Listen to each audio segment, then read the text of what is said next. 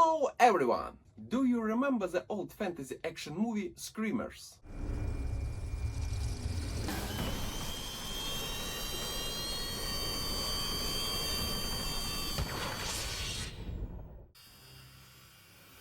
There were small cybers with circular swords on their backs, which moved fast under the surface and attacked people. I like this concept. And I generally like circular saws. They are sharp and cut everything through. So I've decided to add some of these dangerous objects to my game. Today I want to tell you about how I programmed an enemy saw and destroyer weapon in my game. There is such a model of a circular saw, a fairly simple model low polygon made based on a reference to a saw from World of Warcraft. Let unwrap its surface to prepare it for painting, then transfer it to Adobe Substance Painter and play with the appearance a little. I try to make something metallic. I add a few details such as rivets. I would like to apply blood to the edges of the saw as if it had already cut many victims, but I don't have a blood texture at hand, so I apply rust to the edges. It is red-brown in color and will looks like. I import the model into Unity. I put it on the scene and examine it. It looks some different from what it does in Pseudomax or Substance Painter, but that's not important. I choose the size for the enemy saw. To do this, I put it on the scene next to the player and see what size I like. The saw should be clearly visible and it should look dangerous to the player. I like this size. I start programming an enemy from this saw. I want the saw to follow the player. To move all the enemies in my project, I use a standard Unity package called AI Navigation, which is based on the A-star pathfinding algorithm under the hood.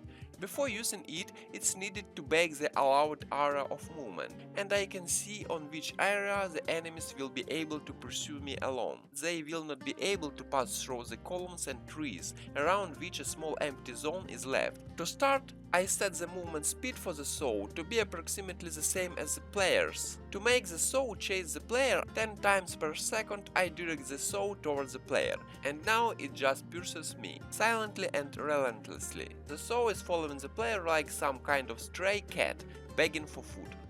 The saw is hard to understand because it doesn't spin. It's more like an iron brick, so let's add rotation first. I'll place the rotation speed variable handy in the inspector to play with in real time, and try to adjust the rotation to my liking. At first I guessed at the direction of rotation. Never mind, the minus sign will fix it. Too slow, too fast. Oh, not bad. Later I can tweak it more if I need to. I don't like the way the saw turns. The model itself turns slowly, which makes it seem like it's going sideways. This setting is handled by a special variable in the NowMesh agent. I increase the turning speed until it starts to look more or less decent visually. I don't like the saw stupidly following the player. Let it accelerate like a bull in a bullfight, draw towards the player, and after he runs away from it, it will drive further, slow down and slowly turn back towards the victim within a certain radius. The main thing here is to choose the coefficient of speed, acceleration and frequency of change of movement. Also, I would like the saw to leave traces on the ground. It does seem to be drilling into the ground as it moves, so I take a pattern that I think looks like a long-term wound and use it to draw on the ground as the saw moves. I do this in sync with the game's physics engine, which is about 50 times per second. First, it turns out that the pattern itself doesn't matter, because when you apply it to the floor texture so often, the traces merge into single continuous line. Secondly, I adjust the width of the strip to more or less match the width of the saw. And third, I don't like the line to be too monotonous. I would like it to be more ragged. Therefore, I add a small random factor to my code to make a trace on the ground is drawn not for every frame, but only with a probability of about 70%, which results in a rather pleasant picture with some breaks in the line on the ground. Now we need to make it so that the player can destroy the saw and it dies beautifully.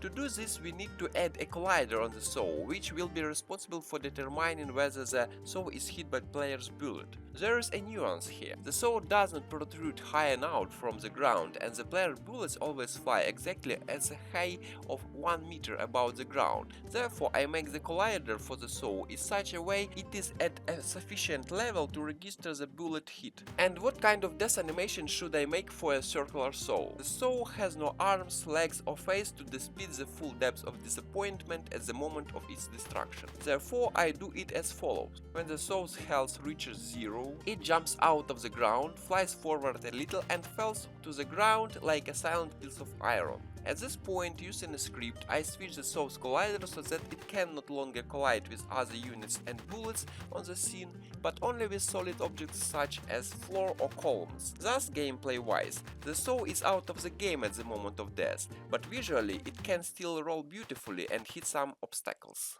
I also need to set some kind of health value for the saw. What exactly? It depends on what kind of enemy I want it to be. At first I set the saw to have very little health, for only one shot. This way the saw doesn't feel dangerous. I would like the saw to be an enemy of average levels, that is, not such a weak enemy that the player knocks down in packs. The very appearance of the saw indicates its approximately place in the hierarchy of enemies, and this place is an annoying piece of iron that hangs around. I focus on the gameplay feeling that I want to feel from an encounter with the saw. I want it to be like this. When encountering the saw, you need to dodge its maneuvers several times and kill it with several rounds from the machine gun. Therefore, I set an appropriate health value that would provide a such experience. And finally, I test a battle with several saws among a crowd of zombies. The feelings is good enough.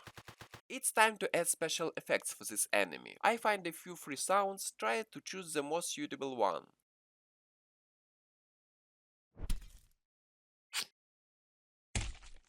Then I add the blood splatter special effect, set it so that the blood flies in the direction of saw is going. I test it, enjoying what I see and hear. Well, not the highest rank, but it's quite nice, and later I can replace it with things of better quality. Another interesting point for such an unusual enemy as a moving circular saw. It is essentially a sharp piece of iron that rolls around the battlefield. Should the saw only harm the player, or any creatures it comes across? Here it is necessary to test. I add an option called Friendly Fire, which is responsible for the ability of saws to kill other enemies. I start the game both with saws and zombies. At first I set the saw to harm zombies. It turns out quite interesting. You can even not kill it for a long time, run away from it and dodge it so that it cuts through the craft around. Then I play with the settings so that the saw do not harm other enemies, but quietly pass through them. Well, this is also not bad. All enemies are like aliens among themselves. Also, it's a bit unrealistic, the gameplay feels good. Such questions don't come to mind during the gameplay. Finally, after testing, I still couldn't decide whether the saw need friendly fire or not. I left this decision for later. Maybe some sensible idea will come up on this matter. And now I have a pretty good, quite interesting enemy, which is both nice to look and fun to fight, especially if you combine it with other enemies. Well, not bad. We have programmed a great enemy. Of course, the graphics and visuals can be better, but if they are available, to replace them with new ones, it's a matter of few minutes. But not the only enemies exist in my project. If there is a saw as an enemy, there must be a saw as a friend. Well, if not a friend, but at least a weapon based on a saw. What an interesting thing can we do here? Of course, a disc drawer.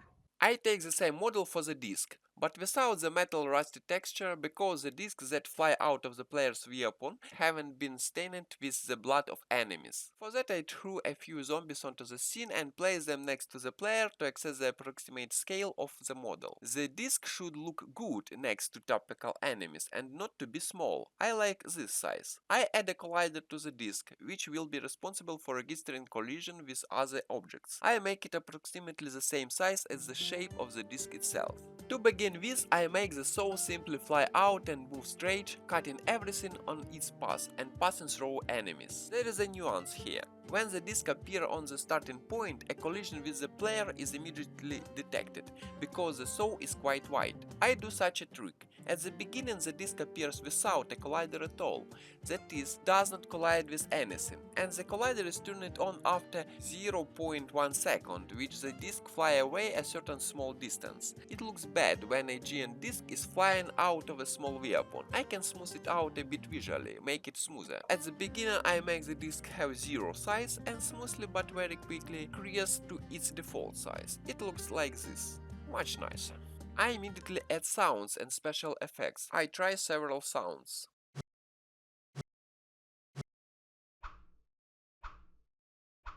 This one is more or less suitable. I keep it. I take the sound of cutting enemies the same as that of the enemy saw, because all saws cut the same way. The most interesting thing is the movement of the saw. I don't want it to fly in a straight line, like a bullet. I want to make it like a boomerang, so that the released disc flies around the player for a while, cutting everything in its path. Visually, it should look as if the disc is magnetized to the player who released it. In order to achieve this behavior, I need to continuously, every frame, apply some small force towards the player. Then the effects of braking and acceleration of the disc will appear automatically by themselves. Then I can play with the magnitude value of the magnetic force. It will affect how far the disc can fly away from the player. I would like the disc to not fly too far and hide outside the screen, but to be constantly inside. Some more settings. First, I want to make the disc fly not endlessly, but only for a few seconds. I select the value, it turns out quite well at 7 seconds. This way the disc just have time to make a few circles around the player before disappearing. I would like the disc to stop and get stuck in when it hits column, stopping its rotation.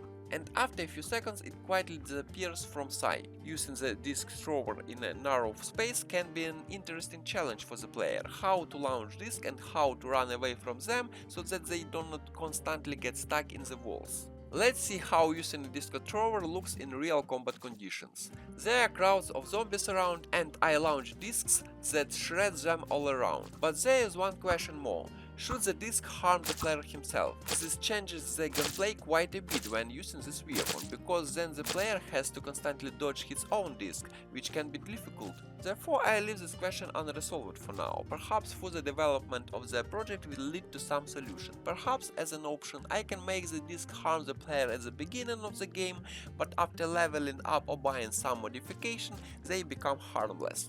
Saws are cool. Another cool thing is that you can easily make different skins, that is textures, and allow the player to customize the appearance of their discs. The skins can be received by the player as rewards during the game. Well, a circular saw in games is not something new. I remember that in first Unreal Tournament I liked to throw discs to the wall. I tried to predict their trajectory. But even the same weapon is made differently in different games. So you should not ignore the opportunity to make wonderful enemies and weapons in your project based on circular saw. I was glad to share with you my love to sharp objects. Thank you for your attention. See you later.